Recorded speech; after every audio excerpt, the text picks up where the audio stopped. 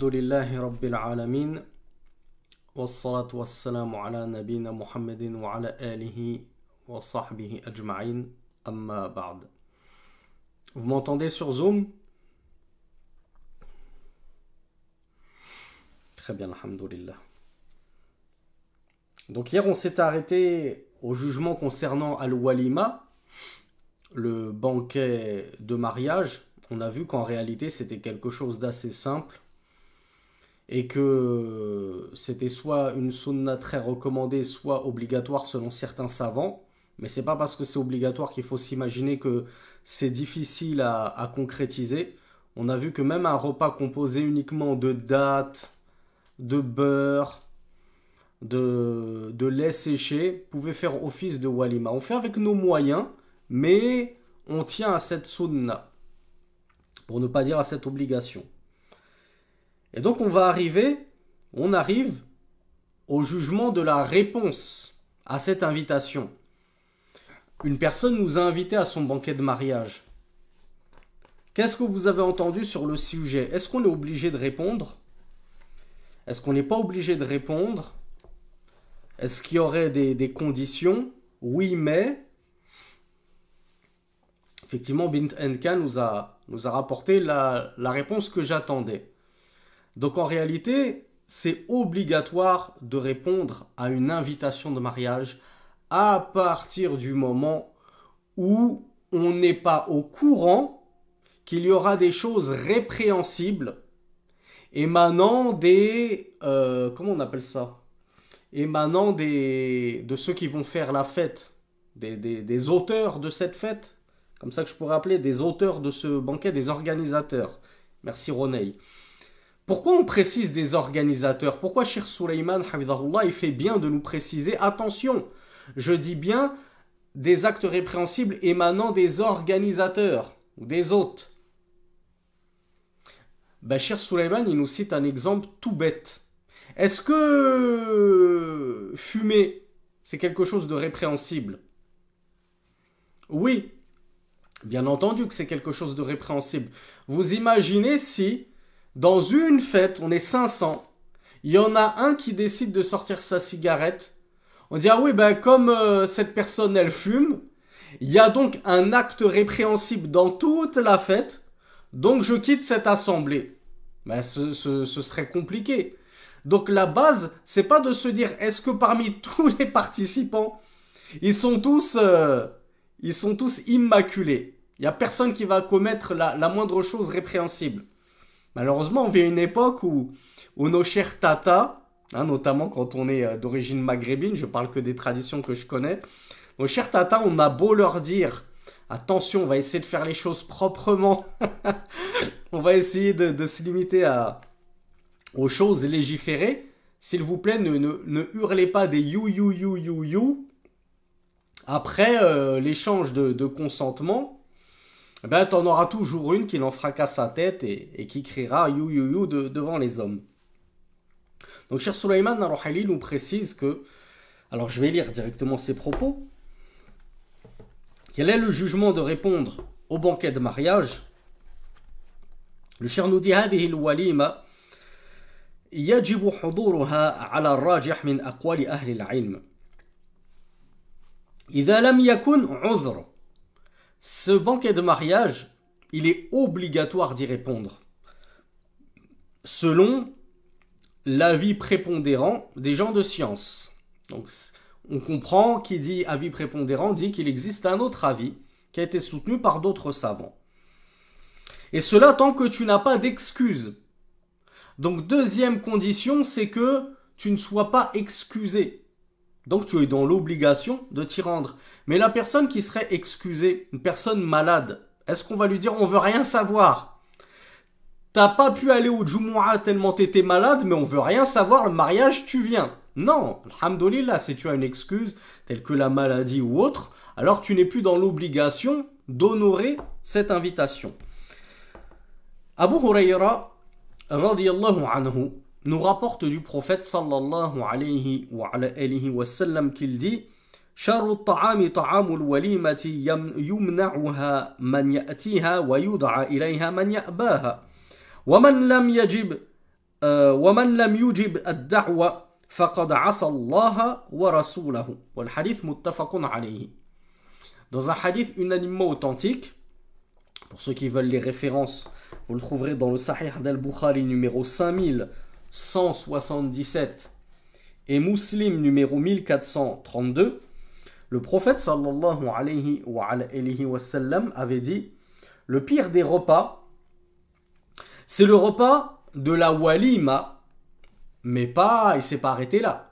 Il y a une précision. Il y a un type de walima qui fait partie des, qui représente le pire des repas. Le pire des repas, c'est le repas de la walima, donc le banquet de mariage, auquel on y invite ceux qui le refusent, c'est-à-dire ceux qui n'ont pas envie d'y assister, ils ont la flemme, mais on force, non, on veut que vous veniez, c'est important pour nous que vous veniez. Et généralement, c'est les riches, c'est les nobles, on fait du forcing parce qu'on a envie qu'il y ait des vedettes, qu'il y ait le gratin dauphinois qui assiste à notre mariage, et on en prive les pauvres.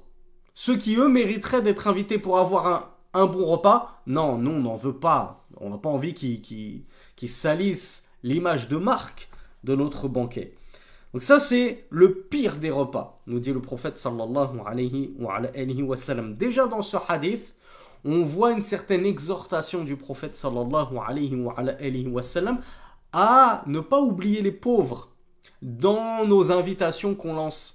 Faut pas sélectionner uniquement les riches, la haute bourgeoisie. C'est pas grave si lui, il est pauvre, qui fait pas partie du haut de la société. Invite-le. Il est peut-être plus en droit d'y assister qu'un autre.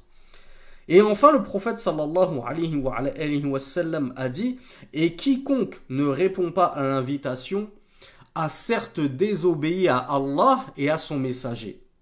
Donc ne pas répondre favorablement à une invitation de mariage, au banquet de mariage, c'est désobéir à Allah et à son messager, à moins, comme on a vu, qu'il y ait deux conditions, à moins qu'il y ait deux choses qui te dispensent alors d'y répondre: une excuse légiférée comme la maladie, ou bien qu'il se trouverait dans ce banquet de mariage, dans cette fête, des choses que tu sais être répréhensibles, tu sais qu'il va y avoir ces choses répréhensibles, de la part des organisateurs, des hôtes, pas de la part de tout le monde. Il y en a un, il a décidé de ramener son jukebox et d'ambiancer tout le monde, alors que c'était pas prévu. Et vous allez me dire, mais comment on sait? Ben, on va pas se mentir, les frères et sœurs. Généralement, on se connaît. Quand on est invité, on connaît la personne qui nous invite. On sait si ce sont des gens religieux ou non. Ils font soit partie de la famille, soit des amis proches. On a parfois déjà assisté à un mariage précédent dans leur famille. Ils ont déjà marié une fille avant, un fils avant, et on voit que c'est des gens qui n'ont cure de ne pas mettre de musique. Au contraire, ils nous mettent de la musique. Ils nous mettent dans une grande mixité où on est tous mélangés, parfois même au sein de la même table. Il y a les hommes et les femmes mélangés, et les femmes vont danser devant les hommes, etc. Parfois même, et c'est ça le pire, enfin, tout est horrible. Je ne vais pas dresser de hiérarchie dans le pire, mais des fois même, ils vont nous rapporter des repas qui ne sont pas halal. Ils n'ont cure. Ils vont tolérer de l'alcool à table, parce que soi-disant, il a épousé, notre fils, il épouse une chrétienne. Et comme on veut montrer une belle image de l'islam, on veut montrer que l'islam, c'est la religion de la tolérance, et que notre Dieu aussi, il est amour, on va leur servir du vin, subhanallah. Et on va ramener un orchestre, etc. Donc quand tu sais qu'il va y avoir des choses répréhensibles, c'est pas que tu as le droit de ne pas assister à un tel banquet, mais plutôt il te devient interdit d'assister à un tel banquet. Maintenant, l'autre cas, tu sais que ces gens-là, ils sont respectueux. C'est pas dans leurs habitudes de mélanger les hommes et les femmes, de laisser leurs femmes s'agiter sous le nez de ces messieurs, et pire encore en robe ultra moulante, décolletée, etc. En général, ils sont carrés, ils sont respectueux, etc. Alors là, on ne te dit pas forcément de les appeler pour dire « Est-ce qu'il y aura de la musique? Est-ce qu'il y aura ci? Est-ce qu'il y aura ça ?» On se contente du bon soupçon et de, comment on appelle ça, de la base.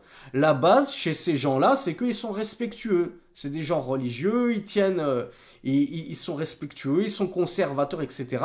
J'ai pas besoin de mener une enquête. Et j'ai pas besoin de lui dire, donne-moi la liste de tous les invités pour être sûr que t'as pas invité quelqu'un qui est connu pour semer la zizanie ou pour mettre de l'ambiance comme ça et qui va tout gâcher. Parce que c'est déjà arrivé que des sœurs, des frères fassent les choses correctement. Et puis t'as eu un ami, il s'est oublié, il avait ramené la sono, il commence à te lâcher du Meherzain ou je sais pas quoi pour ambiancer la galerie alors que c'était pas du tout prévu. Et d'après Abdullah ibn Umar, radiyallahu anhuma, le prophète sallallahu alayhi wa sallam a dit إِذَا دُعِيَ أَحَدُكُمْ إِلَى الْوَلِيمَةِ فَلْيَأْتِهَا. Hadith, il est aussi unanimement authentique. Ibn Umar rapporte du prophète sallallahu alayhi wa sallam qu'il dit lorsque l'un d'entre vous est invité au banquet, c'est-à-dire de mariage, qu'il y aille. Donc on voit que il a employé l'impératif qui connote l'ordre, qu'il y aille obligatoirement, qu'il s'y rende obligatoirement. وهذا أمر والأمر يقتضي الوجوب. Comme on l'a déjà beaucoup appris et comme nous le rappelle notre grand savant Usuli, spécialiste des fondements de la jurisprudence, Cheikh Sulaiman Hafidhahullah. Dans une autre version, alors je vous cite la source pour ceux qui la veulent, dans Al-Bukhari numéro 5173 et dans Muslim numéro 1429. Dans une autre version, le prophète sallallahu alayhi wa sallam a dit إِذَا دُعِيَ أَحَدُكُمْ إِلَى وَلِيمَةِ الْعُرْسٍ فَلْيُجِبْ.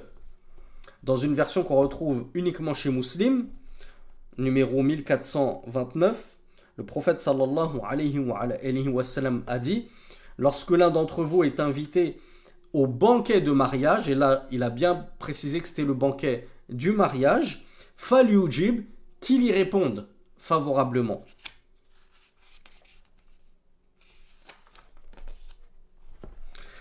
Et cher donc de nous rappeler cette précision sur laquelle je l'ai précédé, qu'Allah me pardonne, et qui dit lakin la yajuzu hudurul walima in kana fiha munkarun min ahli al-walima la yastati'u al-mad'u taghyirahu idha hadara. Il n'est pas autorisé à l'invité de répondre à l'invitation et de se rendre à une telle fête, à un tel banquet, s'il sait qu'il y aura un munkar, de la turpitude, un acte blâmable, répréhensible, qui contredit Al-Qur'an wa Sunna, qui contredit notre législation. Le cheikh a apporté une précision même que je n'ai pas apportée, peut-être parce que je suis trop pessimiste pour le coup. Je suis le premier à toujours vous dire que le musulman doit être optimiste, comme nous a appris le prophète sallallahu alayhi wa sallam. Mais là, c'est l'expérience qui parle. Vraiment, j'ai très peu d'optimisme quant à cela. Il nous dit s'il n'est pas en mesure de changer ce répréhensible. Malek nous dit sauf si on peut le corriger. Mais est-ce que Malek se pense en mesure de corriger un acte répréhensible dans une fête où il y a énormément de monde? C'est compliqué, hein? Je ne sais pas qui d'entre nous se sent suffisamment fort, puissant et écouté et entendu. Hein, généralement, vous, en tout cas qui me suivez, généralement, j'ai le bon soupçon pour vous, vous faites partie des gens de Ahlus Sunnah wal Jama'a, alhamdoulilah, vous êtes des gens qui vous accrochez à votre religion. Et je suis sûr que si je faisais un sondage et que je vous demandais qui d'entre vous fait figure de marginal dans sa famille, on pense que c'est un fou, un extrémiste, voire même un terroriste. La sœur, elle s'attache à son djilbab, c'est tout. Elle passe déjà pour une extraterrestre dans sa famille. Les frères, j'en parle même pas. C'est limite si on n'a pas une fiche S dans le dos à cause de certains membres de nos familles, subhanallah. Donc, vous pensez vraiment que on est vraiment dans une époque, en tout cas dans ce contexte, en Europe, en France, en Belgique, on se rend dans une fête et on s'impose comme ça. Eh, toi, la musique, j'en veux pas. Il va te dire, mais excuse-moi, t'es qui? Allez, où ta carte d'invitation? On sait même pas comment tu t'appelles, tu sors d'où? T'es qui, toi? Donc, mais en admettant que ce soit possible, que tu sois très écouté, très obéi, t'es le patriarche de la famille, il suffit que tu lèves le doigt et tout le monde se tait et t'écoute religieusement, alors oui, tu peux y aller pour condamner ce mal. Mais si tu n'es pas en mesure, tu sais que tu ne pourras pas condamner ce mal et tu sais qu'il y aura du mal, alors tu n'as pas le droit, nous dit le Cheikh Sulaiman Hafidahullah, d'assister à une telle fête. Alors d'où est-ce qu'il le tient, Cheikh Sulaiman Ar-Ruhaili Hafidahullah, cette règle que lorsqu'on voit du munkar dans une fête, et je rappelle, Cheikh Sulaiman nous précise le munkar que tu sais qui va émaner des hôtes, des instigateurs, des organisateurs de cette fête. Et ils vont ramener un orchestre, tu le sais, ils vont ramener des danseuses orientales, etc. Eh bien, Cheikh Sulaiman nous dit, on le tient de la sunna du prophète sallallahu alayhi wa sallam, qui une fois a été invité chez Ali ibn Abi Talib, radiyallahu anhu. Donc, جاء عن علي بن أبي طالب رضي الله عنه أنه قال صنعت طعاما فدعوت رسول الله صلى الله عليه وعلى آله وسلم فجاء فرأى في البيت تصاوير فرجع كما رواه ابن ماجه رحمه الله. Ali ibn Abi Talib, c'était qui Ali ibn Abi Talib par rapport au prophète sallallahu alayhi wa alihi wa sallam? Parce que c'est pas anodin, hein? Alors on me dit c'est son cousin, effectivement, son cousin germain, fils de son oncle paternel, et qui d'autre? Altaïr nous dit c'était son gendre. C'est quoi un gendre? Ali ibn Abi Talib, c'était le mari de la fille du prophète sallallahu alayhi wa sallam, Fatima. En plus, c'était la meilleure de ses filles, Fatima radiallahu anha. Donc vous imaginez, Rasulullah sallallahu alayhi wa sallam se rend, il est invité par Ali, son cousin germain, qui est en plus son beau-fils, son gendre. Ali nous dit, j'ai invité le prophète sallallahu alayhi wa sallam à un repas. Alors il répondit à l'invitation, il vint, mais il vit des tasawir. Qu'est-ce que c'est que des tasawir? Il vit dans la maison des représentations. Et là on s'en tient à la version d'Ibn Majah. Il parle de représentation, c'est-à-dire de représentation en l'occurrence d'êtres doués d'âme. Est-ce que c'est interdit d'avoir des représentations d'objets inanimés? La représentation d'une voiture, d'un arbre,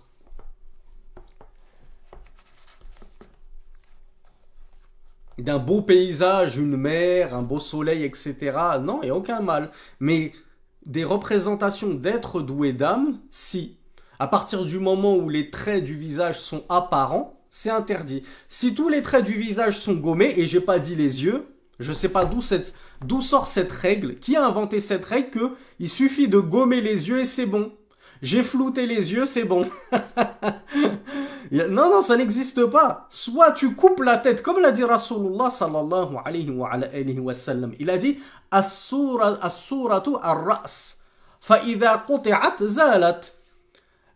As-sura, la représentation, l'image, c'est la tête. Si elle est coupée, alors c'est bon. Il n'y a plus d'interdit. Si c'est un corps sans tête. Ou si tu peux pas couper, au moins tu enlèves tous les traits du visage pour qu'il n'y ait plus de tête. Mais tu enlèves des yeux, bah c'est pas ce qui fait sortir cette image de son caractère illicite. Donc Ali ibn Abi Talib nous dit que le prophète sallallahu alayhi wa sallam a répondu à l'invitation, mais lorsqu'il se rendit dans la maison, il y trouva des représentations, alors il rebroussa chemin, vous imaginez, il se rendait chez son gendre, chez sa fille. Et pourtant, il a décliné l'invitation au moment, une fois sur place, parce qu'il avait vu du munkar, une chose répréhensible. Et Cheikh Sulaiman Ar-Ruhaili, hafidhahullah,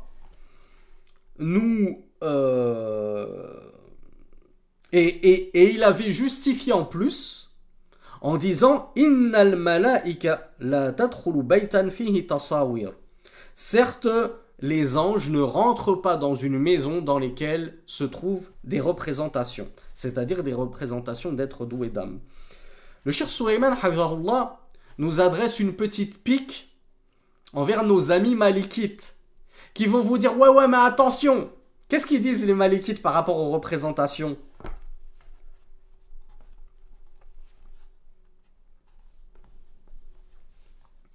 Voilà, il y a Mina qui connaît, il y a Mina aussi. Ils disent tant que c'est en 2D, ça va. C'est les représentations en 3D. Donc ce qu'on entend par tasawir interdite, yani at-tamathil. At-tamathil, les sculptures. Sculpture par définition c'est en 3D. Mais si c'est en 2D que c'est un dessin, et il se base, on n'est pas là pour les enfoncer ou quoi que ce soit, il se base sur un hadith qui est authentique, illa raqaman fi thawbin. Je vous renvoie à des cours sur les bons comportements où on a parlé de ça. Donc ils ont dit, il y a un hadith où le prophète sallallahu alayhi wa sallam a dit sauf un dessin dans un vêtement. Là le prophète il parlait d'un vêtement et donc d'un dessin. En l'occurrence, là n'est pas le sujet. On n'est pas là pour faire un cours sur les représentations. Dans une version de ce hadith, donc de ce même événement, il y a une version qu'on trouve chez An-Nasa'i dans lequel il est précisé fara'a sitran fihi tasawir. Il a vu un rideau sur lequel se trouvaient des représentations. Bentenka qui me dit que c'était dans le cours sur les erreurs les plus répandues. Quand je vous dis que vous connaissez mes cours mieux que moi.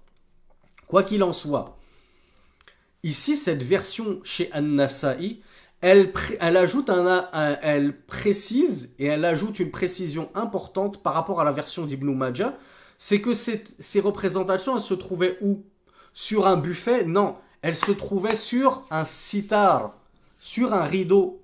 Est-ce qu'on peut avoir une sculpture en 3D sur un rideau?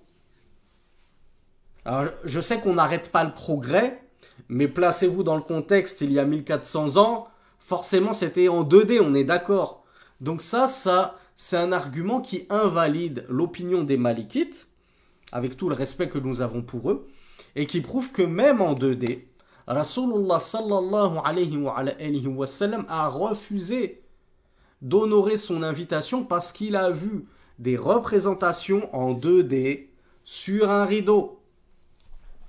Donc ça prouve que tout type de représentation d'êtres doués d'âme, qu'ils soient en 2D ou en 3D, est interdit, est illicite. Et c'est la prudence. Pourquoi prendre le risque d'orner comme ça ces murs, ces rideaux d'êtres doués d'âme et de prendre ce risque quand on sait que la majorité des savants considèrent que c'est interdit. Donc Cheikh Souleymane nous parle de la deuxième condition. Là c'était la première condition. Il faut qu'il n'y ait pas de choses répréhensibles pour être dans l'obligation de répondre à cette invitation. Deuxième chose, faut pas que tu sois excusé. Si t'es pas excusé, tu dois répondre à l'invitation. Si tu es excusé, le cheikh nous dit, comme ont avancé certains savants, qui ont dit إذا كان معذورا بالأعذار المسقطة للصلاة الجماعة يسقط عنه وجوب الإجابة.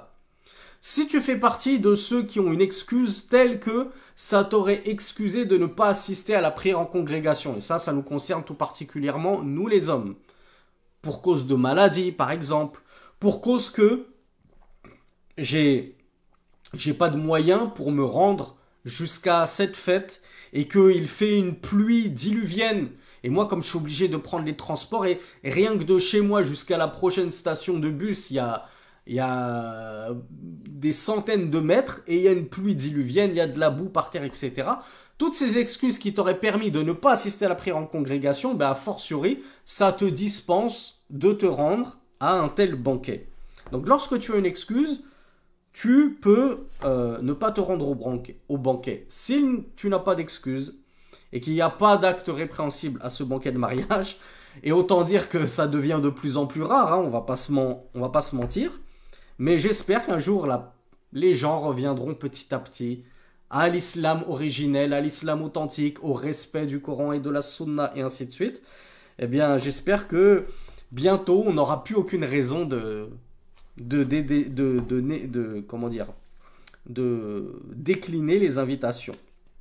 Autre exemple que nous donne le shir qui fera que tu seras excusé de refuser cette invitation. إذا كان يتضرر فإنه يسقط عنه وجوب الإجابة.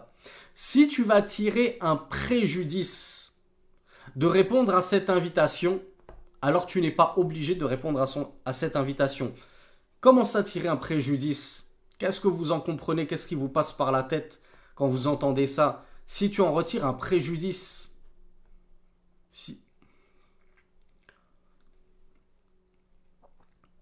Alors effectivement, il y a une sœur qui nous dit, moi je refuse s'il y a des photos, c'est vrai que c'est devenu très courant.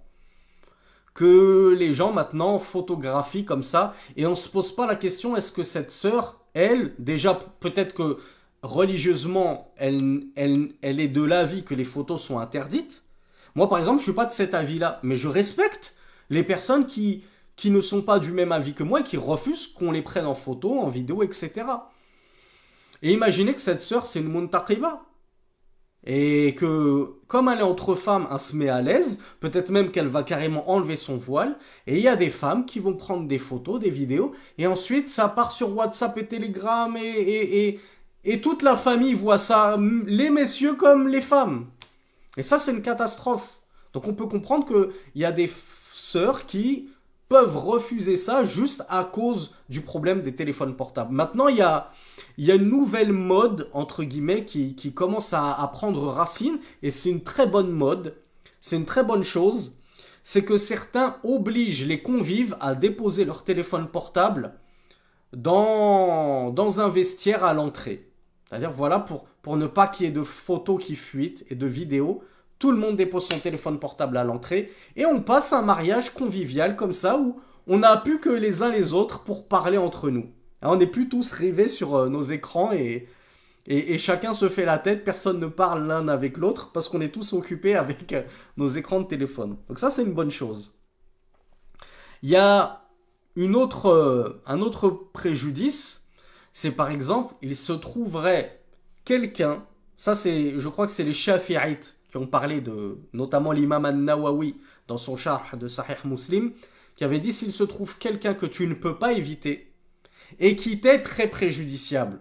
C'est quelqu'un qui veut te fracasser, quelqu'un qui te cause tout le temps du tort, tu sais qu'il sera là et tu ne peux pas l'éviter, tu as le droit de t'absenter de cette fête. Cheikh Sulaiman Narouhaili, lui, nous avance un argument qui arrive souvent. C'est que t'as été invité, la fête elle commence à minuit. Ah, vous abusez là les frères. Vous abusez avec vos fêtes qui commencent à minuit. Et en plus, je sais pas dans les autres ethnies comment ça se passe, mais en tout cas chez les Maghrébins, que ce soit Marocains, Algériens et Tunisiens, quand on te dit la fête elle commence, le repas il commence il faut être là à minuit, on te dit invitation à minuit. Bon, en général c'est pas des invitations à minuit, c'est genre invitation à 21h et en réalité le repas il est servi à minuit, on est d'accord. Donc imagine si on t'invite à 22h, 23h, tu sais que tu vas pas manger avant 2h, 3h du matin. Et ça peut même être une raison que tu rates la prière du Fajr. Le temps que tu rentres chez toi, parfois on est invité très loin. Le temps qu'on rentre chez nous, on risque de rater le Fajr ou d'être trop fatigué. Et on risque de s'endormir et de rater le Fajr. Donc le Cheikh Sulaiman, hafidhahullah, il nous dit, si on t'invite et que ce banquet il a lieu en pleine veillée nocturne, on fait ça en pleine nuit, et que toi ça te cause préjudice, tu n'es pas obligé de répondre. Par contre, Cheikh Sulaiman nous dit, mais si on t'invite après le Asr, et moi je vais même aller encore plus loin, on t'invite à 20h, 21h, et tu sais que chez ces gens-là ça dure toute la nuit, est-ce que je suis obligé ou pas de répondre? Je sais que voilà, chez nous, c'est comme ça, les mariages, ça dure toute la nuit, jusqu'à 4h du matin. Bah si, je suis obligé de répondre. Cheikh Sulaiman nous dit, si on t'invite à une heure décente, lui il a cité l'après-Asr. Et moi je vais vous dire, on n'est même pas obligé d'aller aussi loin. On t'invite directement à partir de 20h, donc t'es même pas obligé de passer toute l'après-midi depuis le Asr, qui est à genre 15-16h. On t'invite à 20h, 21h, mais tu sais, je sais que ce mariage il va s'éterniser, mais qui t'oblige à rester jusqu'au bout? Cheikh Sulaiman nous dit, il t'est obligatoire de t'y rendre. Tu passes le salam, si tu veux apporter un petit cadeau, grand bien t'en fasse qu'Allah t'en récompense. Tu fais un effort de voir la famille, etc. Tu vas appliquer une autre sunna qu'on va voir par la suite, je ne veux pas vous spoiler tout de suite. Et puis dès que ça commence à tarder, tu rentres. Dès que tu commences à en sentir du préjudice, que tu commences à être fatigué, que tu as peur de rater le Fajr à cause de ça, tu rentres. Et ça, c'est un conseil personnel de ma part que je vous donne. Faites attention à la prière du Maghrib. Et faites attention à la prière du Aïcha. Il y a bien des convives qui s'oublient totalement. Ils sont là, ils rigolent, le repas est bon. Ils oublient complètement qu'en général, le temps du Maghreb, c'est 1 heure et demie. Grosso modo, t'as 1 heure et demie pour prier le Maghreb. Après, l'Aïcha, il rentre. Ils s'oublient. Et il y en a qui n'oublient pas le Maghreb. Mais ils oublient l'Aïcha, ils se disent, c'est bon, l'Aïcha, on est large. J'ai jusqu'au Fajr pour le prier. C'est ça la limite du Aïcha, mes frères et mes sœurs. La limite pour prier l'Aïcha, c'est le Fajr. Ah, je vois qu'il y a beaucoup de fuqaha parmi vous, là. Beaucoup de jurisconsultes. La limite, c'est pas du tout le Fajr. La limite, il y a deux opinions. C'est soit le tiers de la nuit, soit la moitié de la nuit. Comment je calcule le tiers ou la moitié de la nuit? Je prends le temps du Maghrib, je prends le temps du Fajr, je regarde combien d'heures il y a entre les deux. Imaginez qu'il y ait 12 heures entre les deux, entre le Maghrib et le Fajr. Le Maghrib, il est à 6 heures de l'après-midi, le Fajr, il est à 6 heures du matin. Ça me fait 12 heures entre les deux. Le tiers, selon le premier avis, le tiers de 12 heures, c'est 4 heures. Donc je rajoute 4 heures au Maghrib. Donc dans mon exemple, 6 plus 4 égale 10 heures du soir. C'est-à-dire que j'ai jusqu'à 10 heures du soir pour prier mon Aïcha. Ou bien j'enlève 4 heures au Fajr. Mon Fajr, il était... oui, non, c'est pas j'enlève 4 heures au Fajr. Je rajoute mon tiers au Maghrib. Et dans le cas où c'est la moitié de la nuit, donc la moitié de 12 heures, c'est 6 heures, je rajoute 6 heures à mon Maghrib. Donc on était à 6 plus 6, 12, minuit. Donc c'est comme ça que je calcule. Donc dans le pire des cas, dans mon exemple, j'ai jusqu'à minuit pour prier l'Aïcha. Si je me dis, ah c'est bon, je le prierai à 1 heure, 2 heures du matin, quand il y aura moins de musique, en admettant, déjà de base, j'étais pas censé y être. Mais attention mes frères et mes sœurs, ne ratez pas vos prières à cause d'un mariage. Ça c'est pas une excuse. C'est pas une excuse de, ah la fête était trop bonne. Je prierai plus tard. Là, je veux profiter. On passe à la troisième chose, troisième sunna du mariage, c'est al-i'lan. I'lan al-nikah bis-sawt. C'est le fait d'annoncer, de promulguer le mariage. Oui, il y a eu 2 témoins. On a vu les 2 témoins, c'était obligatoire, selon la majorité des savants. Mais, est-ce que c'est suffisant qu'il y ait que 2 témoins pour que le mariage y soit valide?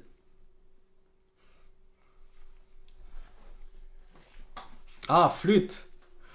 Je voulais tous vous coincer, finalement, vous avez tous eu bon. Oui, c'est suffisant, puisqu'on vient de le dire, al-i'lan, l'annonce, ça rentre dans notre sous-chapitre des sunan.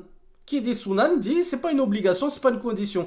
Donc, s'il y a que 2 témoins qui ont assisté à ce mariage, et je le dis à personne que je me suis marié, mon mariage, il est valide, alhamdoulilah. Mais par contre, c'est très déconseillé. C'est très déconseillé et il convient d'annoncer ton mariage ouvertement et publiquement. Pourquoi te cacher? Pourquoi faire des mariages clandestins où on a honte de s'être marié? C'est un honneur. C'est un honneur, et qui plus est lorsqu'on a trouvé un conjoint ou une conjointe pieuse. Quel honneur de se dire j'ai enfin trouvé ma perle rare. J'ai enfin trouvé mon preux chevalier. Donc, alhamdoulilah, pourquoi le cacher? Il convient donc de l'annoncer, c'est une sunna très importante d'annoncer le mariage. Et comment on annonce le mariage? C'est quoi la sunna pour l'annoncer? Le cheikh nous a dit bis-sawt. Qu'est-ce que ça signifie bis-sawt? Qu'est-ce qu'il faut comprendre par annoncer le mariage bis-sawt? As-sawt de base ça veut dire la voix.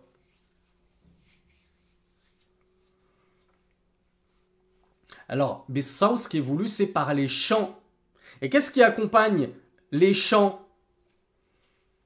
Qu'est-ce qu'il est recommandé d'accompagner les chants? Par quoi est-il recommandé d'accompagner les chants? Effectivement, le douf. Qu'est-ce que le douf? Alors, le douf, c'est un tambourin qui a ça d'épaisseur. D'accord?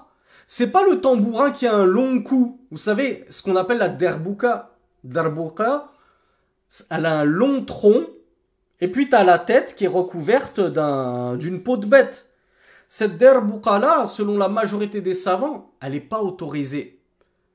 Il y a un autre tambourin, entre guillemets, qui est comme le douf. Il a l'épaisseur du douf, donc c'est quelque chose comme ça de 4-5 cm de hauteur. Hein. C'est pas le gros tambourin comme ça. Et il est recouvert en haut et en bas. Est-ce que ça, c'est un douf? Ça, ce n'est pas un douf, c'est un tibl.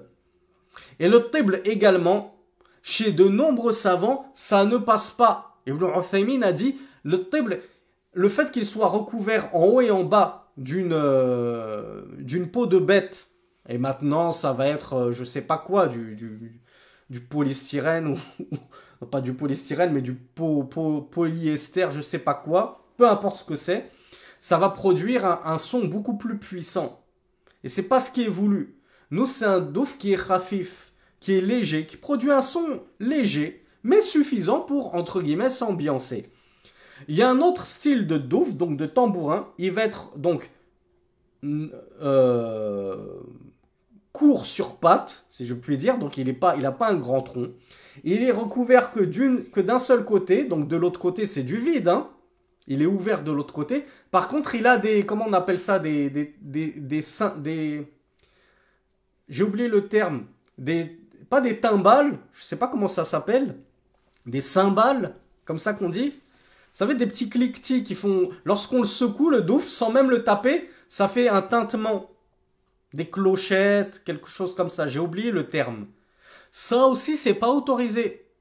La seule chose qui est autorisée, c'est le douf, le tambourin, qui est recouvert d'un seul côté, qui n'est pas accompagné de ces petites clochettes qui tintent, et qui n'est fermé que d'un seul côté. Donc je ne peux le battre que d'un côté, parce que de l'autre côté, c'est du vide. Et ce douf-là, il est autorisé, et il est même recommandé chez la majorité des savants pour les femmes.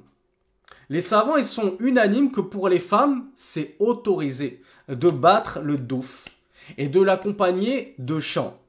Entre elles, est-ce que les hommes peuvent jouer eux aussi du douf, battre du douf? Il y a des savants qui disent non, c'est du tashabbuh bin nisa, c'est de la ressemblance envers les femmes. Seules les femmes sont autorisées à battre du douf. Et il y a des savants qui voient que non, l'autorisation est générale. Même les hommes peuvent battre du douf. Il y a aussi les chants. Est-ce que les hommes aussi peuvent déclamer des chants? Il y a des savants qui voient que non, parce que les chanteurs sont des efféminés. Et il y a d'autres savants qui disent, si ce sont des chants qui ne ressemblent pas à de la musique, à de la chanson, et que c'est comme des anashids, c'est comme des poésies, alors il n'y a pas de mal. Bien sûr, il faut que ces chants, peu importe que cela provienne des femmes comme des hommes, ne contiennent rien de répréhensible. Déjà, les instruments de musique, on n'en parle même pas. On a autorisé juste le douf, c'est-à-dire ce tambour qui n'est fermé que d'un seul côté. Mais si c'est pour rajouter d'autres instruments de musique comme de la flûte, ou pire encore de nos jours de la guitare, du piano, etc., ramener des orchestres, ça c'est absolument interdit. Il y a pas de, c'est une unanimité des savants. À part un ou deux savants qui s'est complètement marginalisé, comme Ibn Hazm, au 5e siècle, qui est venu donc, vous imaginez, 500 ans après le prophète, sallallahu alayhi wa sallam, et qui considérait que les instruments de musique n'étaient pas haram. Et là, les soufis sont heureux de s'accrocher à cet avis-là. Ils oublient 5 siècles d'ijma', d'unanimité sur le fait que les instruments de musique sont interdits. Et quand bien même il n'y a pas d'instruments de musique, même les paroles, Cheikh Rouhaïli nous dit attention, il faut que ce soit des paroles clean, des paroles propres, qui ne contiennent rien de répréhensible. On ne va pas chanter, notamment lorsqu'on se trouve en plus proche des hommes, des chansons qui vont décrire la beauté de la femme, les formes de la femme, ou carrément chanter des choses indécentes, comme on en trouve dans beaucoup de chansons de nos jours. Donc à partir du moment où les paroles sont saines et ne contiennent rien qui s'oppose à la religion, et qu'on se contente de battre du douf, alors c'est autorisé, notamment pour les femmes, la question ne se pose même pas, et certains savants l'autorisent même pour les hommes. Et ça fait partie c'est ainsi qu'on promulguait les mariages à l'époque du prophète sallallahu alayhi wa sallam.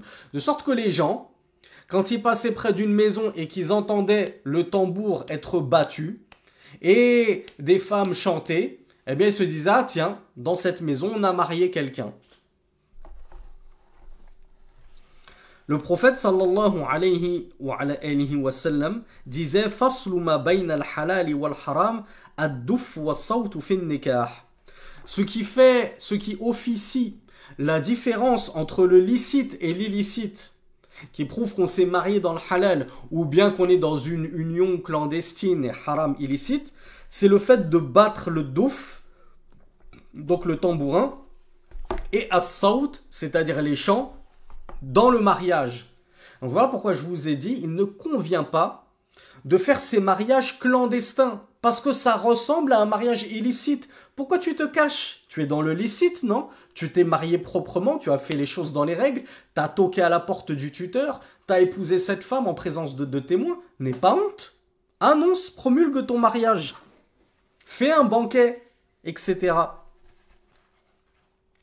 Donc ce hadith, ce qui officie la différence entre le licite et l'illicite, c'est le tambourin et les chants dans le mariage.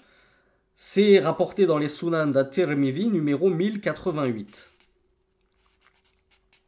Le prophète sallallahu alayhi wa sallam avait également dit à Aïcha radiyallahu anha, lorsqu'elle lui annonça qu'elle avait accompagné une jeune mariée jusqu'à son domicile conjugal, pour qu'elle rejoigne le domicile conjugal, il lui avait dit, Ya Aïcha, ma kana ma'akum lahu. Oh Aïcha, est-ce que vous aviez... Alors, al-lahu, c'est vrai qu'on considère, ça s'appelle de la distraction. On traduit ça par distraction, futilité. Mais ce qui est voulu ici, le shir nous dit, lahwun ya'ni darbun bid-duf wa ghina. Ce qui est voulu ici par al-lahu, et distraction en l'occurrence, bah c'est justement l'amusement relatif au mariage, le fait de battre le tambourin et de chanter. Donc Rasulullah sallallahu alayhi wa sallam a demandé à Aïcha, est-ce que vous avez eu quelques festivités et distractions durant ce mariage-là? Et il lui a dit, fa innal ansara yu'jibuhum al-lahu, car les ansar aiment les festivités. Ça ne leur plaît pas des mariages où on chante pas, où on bat pas du tambourin, où on dirait que c'est un enterrement. Donc regardez comme Rasulullah sallallahu alayhi wa sallam avait cautionné ces festivités, et notamment pour les femmes. Et ce hadith-là, vous le trouverez dans Al-Bukhari, numéro 5162. On arrive à notre dernière sunna. Elle va être très rapide, walhamdulillah, et comme ça on aura fini sur le sous-chapitre des sunan du mariage. C'est, alors, à votre avis, c'est quoi? Je ne sais pas si je l'avais dit hier. Ah, bravo Mziad. C'est quoi la dernière sunna par rapport au mariage, aux festivités? Alors, les cadeaux, on l'a vu hier. Le fait d'apporter quelque chose. Bravo Bintanka. Ah non, Bintamin, c'est pas boire du lait, ça c'est des traditions. C'est pas sunna. Voilà, les invocations. Ad-du'a. Ad-du'a li zawjayni bil baraka. On invoque en faveur des deux mariés la bénédiction. Fa inna an-nabiy sallallahu alayhi wa sallam قال لعبد الرحمن بن عوف لما تزوج بارك الله لك كما في البخاري.